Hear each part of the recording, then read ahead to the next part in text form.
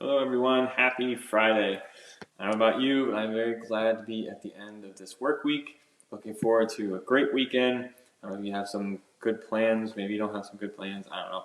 I have great plans. Going to see some family I haven't seen for a while tomorrow, and just really looking forward to that. But as we conclude our lessons for the week, we're going to be taking a look back to 1956 when Dick Clark hosted American Bandstand for the first time. Now, maybe a lot of you younger people don't know who this is. I'm sure a lot of the older people do know who this is. Maybe for you younger people, you've been used in this example of, well, you're always going to look young like Dick Clark. Dick Clark made his breakthrough back in 1956 when he took over as a host for a local dance show called Bandstand. He convinced ABC to make it a national broadcast, changing the name to American Bandstand.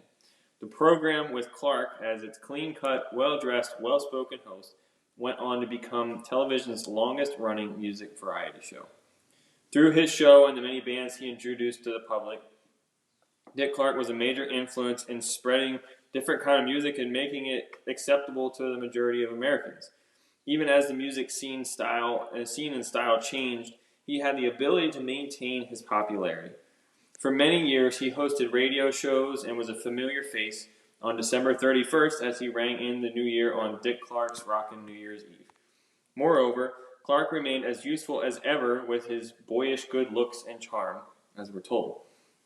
While hanging on to youth may have worked for this gentleman, it's probably not the wisest way to face the future.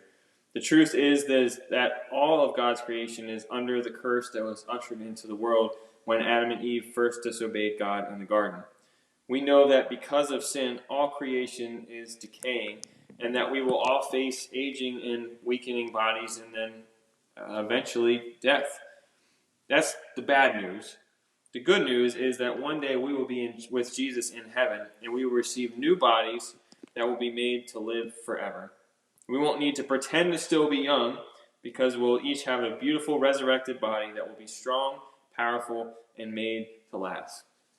You know, this is something that I think as human beings, probably most of us struggle with. Maybe we see people like this Dick Clark and say, wow, they managed to look young forever.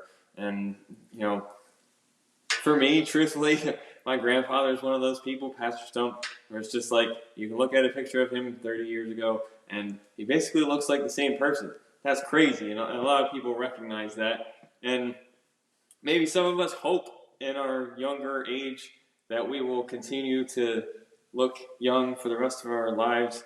I don't know. I'm not really holding on to that. I don't think it's too possible. I'm told that I already have some gray hairs. I might be going gray early. Or worse, I don't know. Hopefully not. But we can't hang on to it forever, right? We know. Maybe you're in your 20s or your 30s or whatever, and you can still play ball, or whatever the case is, and then there's an older person that's going to tell you that's not going to be that way forever. Enjoy it now. And we don't like to think about that, but if we'll kind of get past that and accept, I'm going to do my best to stay healthy. I'm going to try to stay healthy and to have a good, long life with good health, that's great. But I'm not going to worry so much about, I have to stay young or I have to stay this or that, because God is going to come back. He's going to give me a new body. He's going to take away those aches and pains and all the things that you hear the older people talk about that maybe we haven't experienced yet and hopefully don't really want to experience. Jesus is going to come back.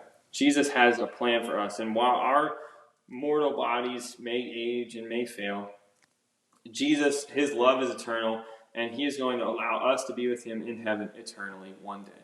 So just hang on, keep pressing on, do your best to stay healthy, all those wonderful things.